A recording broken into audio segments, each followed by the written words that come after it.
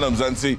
Welcome to it as Hollywood Bets brings you another exciting edition of Game On. And at this point of the season, I think it's safe to say the 2023-24 season is just about done. I say just because the end of season promotional playoffs are just concluded now. So that's one thing out of the way, just one thing remaining. And that's the cherry on top of every season, which is the PSL Awards. And that's exactly what we will be discussing on this show.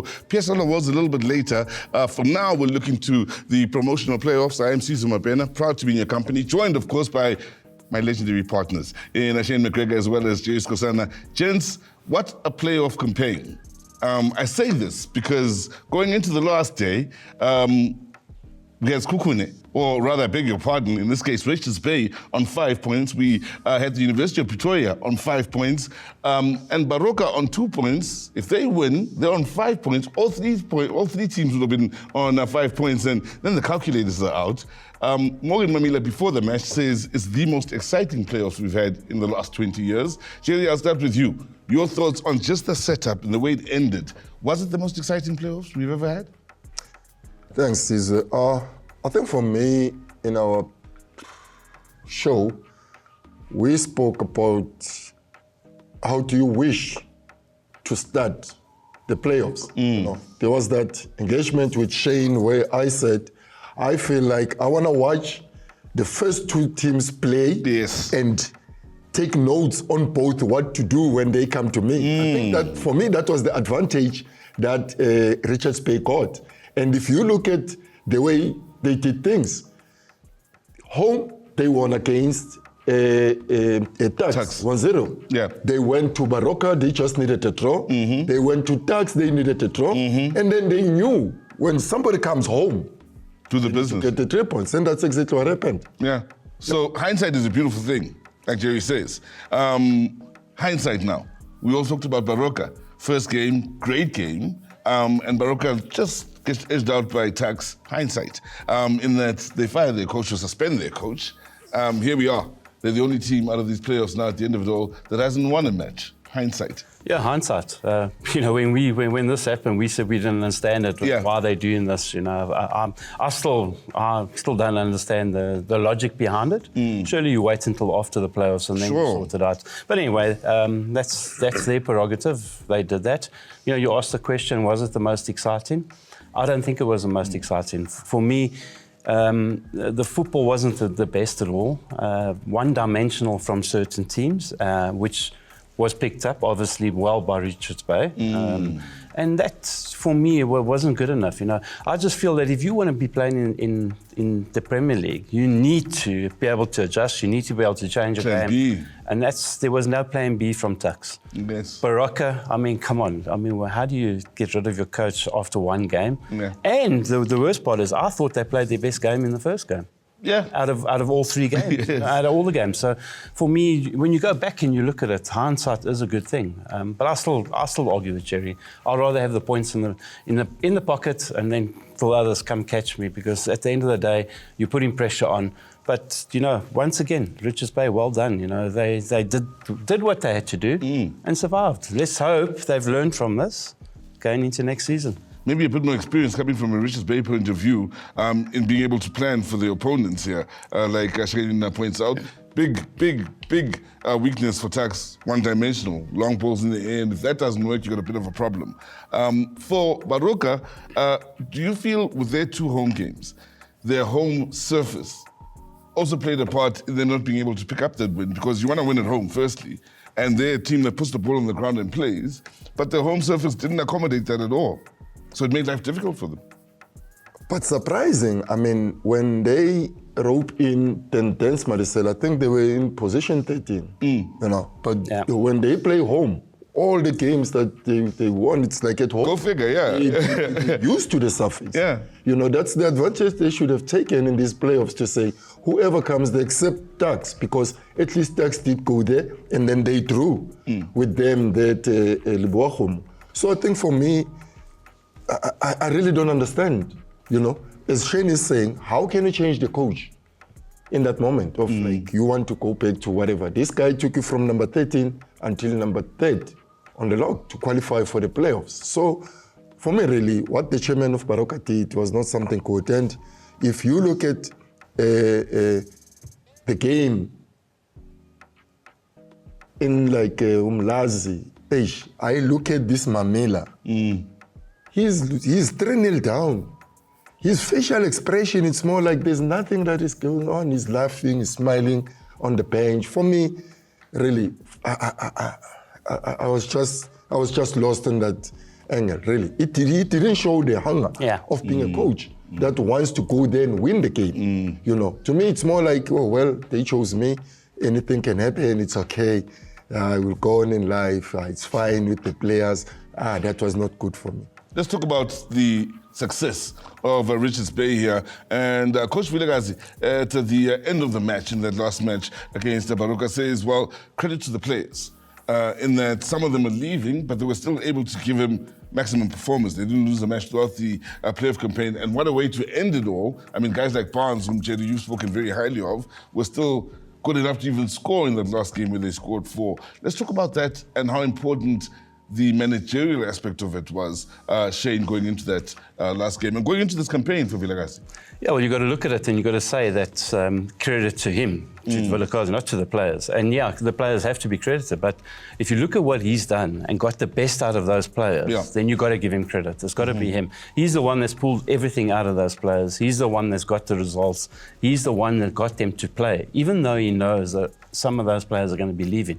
And even though I think the players would know that they're going to be leaving. So for him to get that and get the best out of those players shows you what a good coach he really is. It really is. Now, talking about players and players that stood out in that, well, the entire playoff campaign, including that last game, Ntundwan scores a lovely first goal, one of the goals, maybe contender for goals of the season, really, and goes and scores a second important goal, so one of the top goal scorers in this playoff campaign. Your thoughts on his performance individually? Yeah, look, you cannot just only look at this promotional playoffs in his performance. Where was he to avoid these playoffs? Because I don't remember him in this Richards Bay team in the DStv Premiership until now, when he starts scoring that a bicycle kick, a goal. But for me, I can give credit to him to say what he didn't do first in avoiding the promotional playoffs, in terms of giving this performance in the DStv Premiership. But at least he made sure that the team stays into the DStv Premiership with his performance. So yeah, I can give him that credit, but you cannot always say he was the best player for me. Yes, he scored 2 goals, and we spoke about his crying. I really don't know, he should have not cried. Talking about crying, for those of you that may have missed the game, Ntundwana scores the first goal early in the game and starts hailing. It's a great goal, but he started crying. And I'm sitting alongside 2 goal scorers here, qualified goal scorers who scored throughout their professional careers for fun. Shane, ever scored a goal and cried no matter how good the goal was? Never cried. Never cried. I can't understand why you would cry when you score a goal, but never cried. I mean, Jay? Never. Only defenders. I would say defenders cried. You never cried. No, no. Ntundwana cried for a bit, and they had to stop the game and get him back into the game to get things continued. So we take our hats off to Richards Bay for staying afloat in the DStv Premiership. On the other side of this, the cherry on top of every season, the awards ceremony. Game on. Here we go. Check these guys.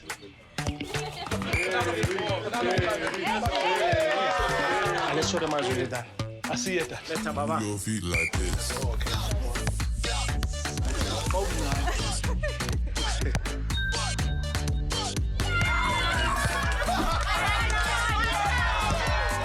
Let's see how you play. Your feet like this.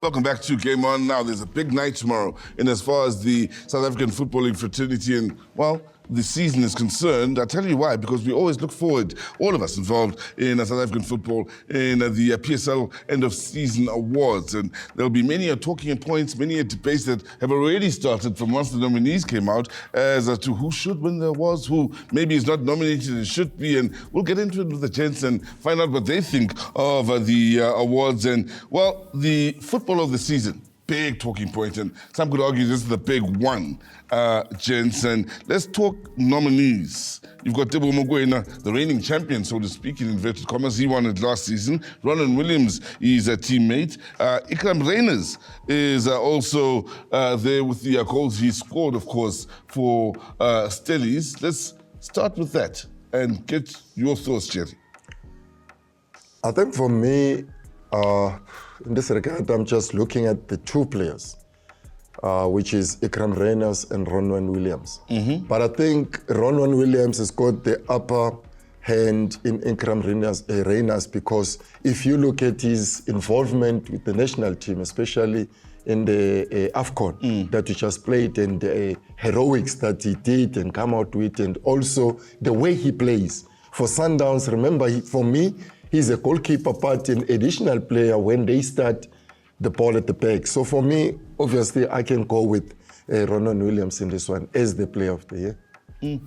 Yeah, I've got to agree. I've got to agree with Jerry 100% there. You know, if you look at what he's done for the team and for his whole club, he's the guy that controls everything for them, and he keeps them together as a unit.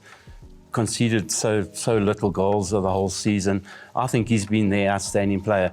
Reyners started in fits and starts. I mean, I don't think he had a tremendous full season. So you've got to be looking at that as well, as overall over the whole season. And for me, he's stood out, Williams. So for me, I make him the player of the year. Now, the player's player of the season. Firstly, as former players, was this the one you guys wanted where your colleagues, your other players, your opponents are the ones that are saying, hey, Shane is killing us this season? Do you respect that more, firstly? I'll answer straight away. I respected that more. I won both Player of the Year and Players Player of the Year in one season. And I respected the Players Player of the Year because it's your colleagues, it's the guys you're playing against, it's people that you've come up against and had wars against, and they're still voting for you. So for me, out of the two that I won, that was the most important one for me, because Jerry probably didn't vote for me. But we know why, yeah. The day I still won it, you know. So I prefer that one, Players Player, because it just shows you the respect that the rest of the players, the rest of the teams have got for you. And it's voted by the players, which makes it even better. Okay. You? Yeah, I think I could say that as well, like Shane. And still, I'm looking at Ronan Williams again. Yeah, he's there. Category. Yeah, he's there. Of course, Reyners is there once again, and Maswanganyi. So for me, I'll go with the Ronan again. Honestly speaking, look at what he has done with the national team, because he's somebody that is playing for the national team, but he can go and say to the coach, please, can you give this youngster a chance? So for me, he's somebody that they're looking upon him. That's why they voted for him. So he needs to get that credit. I mean, if Shane did get Players Player of the Year and a Player of the Year awards, Ronan Williams deserves this. He does. He definitely does deserve it. Yeah, I agree with you. He deserves really. it. Now, there's no points for guessing here. Coach of the season, who the nominees are. Of course, you're going to have Steve Parker, Rolando Mokoena, as well as Jose Rivero of Orlando Pirates. Winning the season, is it enough to just say, look, you won the season, you should be coach of the season? Is that simple? It's not that simple. It's not that simple. I mean, you got to look at it and say, look at Steve Barker, what he's done. Yeah. Limited with what he's had. With what he's got. The players got limited, so he's had a tremendous season. So you got to look at that and you got to take that apart. Rivero, they won two cup trophies. Is that good enough? But Mokoena, you got to look at it and say, does he deserve it? He's got a great squad. So for me, it's a tricky one between those two. So it'll be between those two. I don't want to be the one picking it. I must be very honest with you. Yeah. You've got to look at all aspects of it. You've got to look at what Stellenbosch have got, what Sundowns have got. Sundowns have got 2-3 squads. Stellenbosch have only got one squad. Yes. So you've got to be looking at that. Who got the best out of these players over the whole season? Yeah. So I'm probably going to go to Mokoena, but for me, my personal view, I would have given it to Barker. Barker as well. Barker as well. Look at what Pirates have in terms of resources. And you look at Sundowns. Yes, coaches are there to put the players to perform better. But if you look at Stellenbosch, unknown players, we didn't know anything about Ikram Reyners. We didn't know anything about Titus. We didn't know anything about Van Veek. So if you look at those players in terms of their popularity, you know, they are not popular like players at Pirates and Sundowns. So for Parker to make sure that those players are giving something and he's done well in the league, for me, yes, you need to give to that coach. So yeah, I would also go with Shane and say Steve Parker. Well, there you have it then. We continue to talk about the awards that will be taking place tomorrow and looking at the cup edition of the awards, plus something a little bit special from Hollywood Bets. All that and more, the other side of this.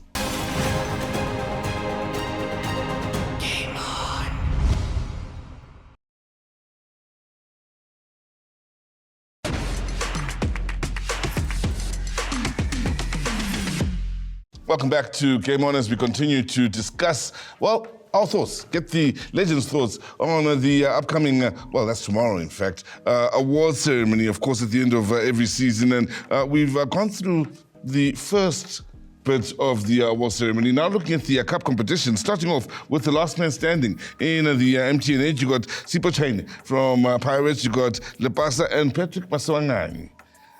Jay, let's start with you on who, of course, stands out of these three players. Remember, Lepasa had a great start to the season, didn't really continue through. Yeah, for me, honestly, I can go with Maswangani because that's where he started to be who he is now, after whatever that happened. So when you start doing well in the MTN8, is the first cup of the DStv Premiership, that gets to boost you, that gets to give you the moral in terms of what you're going to be doing when the season go ahead. So yeah, I would go with Maswangani on that one. Lepasa, I thought he was outstanding in that tournament. Yep. You've got to understand, you've got to look at it though. His confidence was high. Where did he come from? He brought the confidence with him from SuperSport. Yeah. Went through that and then he just drifted out of it. But for that trophy, that one specific trophy, he was brilliant. I'll go Lepasa. Well, then there's the calling knockout player of the tournament. You got Stellenbosch standing out here. Thabo Molisani won. It's a good candidate for me. Devin Titus as well as Ikram Reyners. Shane. For me, you've got to look at it and look who is the overall player of just that tournament. For me, it's Titus. I thought he was outstanding as well, you know. He's one of those players who's quiet in the background, but he gets the job done and he gets the team playing. So for me, that's important for me. You know, everyone looks at goal scorers. I know I was a goal scorer, but for me, out of the three, Titus is the one for me. Two. Molisani. Thabo Molisani. His contribution, unknown somebody, but he got his all and gave it to Stellenbosch. Then let's move on to the Nedbank Cup player of the tournament. Again, Tsikhofaz Mabasa as a goal scorer stands out here at a great Nedbank Cup. Keep in mind here, Maswangani is back again as amongst the best players in this tournament, and Ikram Reyners' name pops up back once again. So let's get your thoughts. Start with you, Shane. I'm going to go with Reyners in this one, in the Nedbank Cup. You know, you got to give him something. He's had a great season, particularly the second half of it. So I would go with Reyners. I know we're going to be disagreeing, but that's all part of it. You know, that's part and parcel of everything. You've got to have disagreements. For me, it's how you start. It's going to determine how you finish. Yeah. So for me to have Maswangani doing well and choosing him in the top 8. He started well, finished well. Yeah, I hear you. Nedbank Cup. Yes. So that's why I say when he did well in the MTN8, it was something that gave him the moral and the boost to say he wants to do well. And he closed it right. I mean, for me, both cups, Maswangani. I see you tying the thread there. So the most promising player is a huge talking point because we've had so many good young players this season which stood out. Sean Ray Campbell from SuperSport United, Mufokeng, really, of course, from Orlando Pirates, and, well, Devin Titus again. His name pops up again. Quickly, gents. Titus. Simple. Mufokeng. Pirates. What can you say? Yeah, no surprises there, yeah? So many of you at home, of course, will keep the debates going on who your favorite young player is, and in fact, who your favorite players in all the different categories. But for now, let's look at something special that Hollywood Bets did and continues to do in giving back to the footballing fraternity. Is the Kaba Cup out in Umlazi in KZN. Let's catch up to what happened there.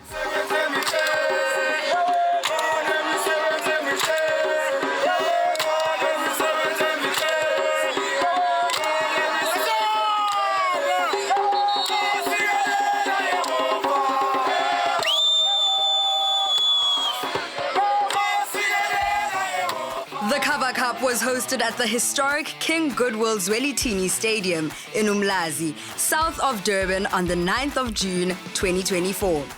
Two for Joy and Star Pirates faced off in the final. In a hard-fought battle for glory, the match had to be decided on penalties, and Two for Joy held their nerve and claimed the title. I think what Mangobam Mkhize is doing here in the community of Umlazi is extraordinary, and I think it's important for Hollywood Bets to be a part of this event and to be a part of this tournament so that it can give it more sustenance and give it more strength and more power so that it can accommodate more people. This tournament serves as a breeding ground for unearthing young, local talent with dreams of making it big. I would say one of the successful stories about Kaba Cup is that at this point in time, we're looking at about 6 players that were discovered through this tournament who are now playing professional football. Players and fans got the chance to see South African footballing superstar Teko Modise at King Goodwill Zwelithini Stadium. The General was in attendance to show support and recognition of the Kaba Cup. I think what Hollywood Bets is doing, everybody knows about it. The impact that they're doing in communities and in football as well. I'm a football person. To see so many tournaments being supported by Hollywood Bets is fantastic. And I just hope that, 4-5 years down the line, we'll have a flux of players in the PSL that were actually being scouted throughout these tournaments that have been initiated and supported by Hollywood Bets. At the halftime, the excitement didn't stop, with 4 fans competing in a hit the crossbar challenge, with one lucky winner walking away with 1,000 rand. It was a fantastic day for football, with a capacity crowd at the King Goodwill Zwelithini Stadium. Fans came out in numbers to support and cheer on their local legends. ukuthi nje sibambisane sonke as team silolane groundini sune lamagame wakho because mawusathi ukubheka igroup ebesikuyona bekuyigroup of death. Singabonga wena for ukuthi ube khona uzosupporta la ukuthi kwazi ukuthi tournament ukwazi ukuthi ube right.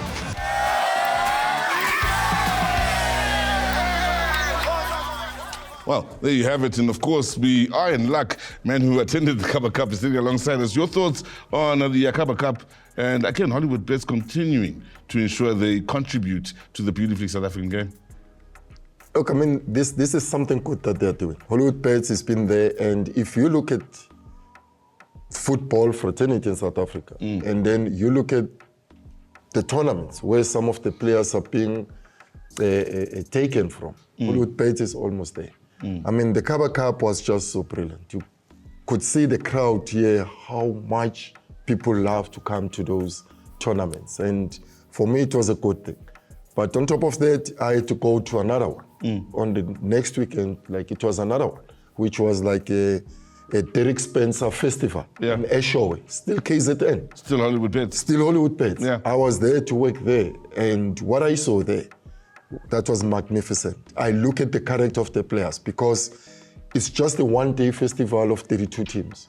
And you have to play more games until the final. And it was just unfortunate because Sia Sangweni, the defender of Orlando Pirates, former defender of Orlando Pirates, lost in the final. But for me, that was a good showing. And I give credit to Hollywood Bets for what they're doing. Well, we give credit to Hollywood Bets for not only all they do there, but all they do here in bringing you Game On. So from myself, Siswe Mapena, I'd like to thank Jerry and Shane. Thank you at home for the time you take to join us every Saturday here on SABC 1. From us and the rest of the team behind the scenes, it's click, click, bang.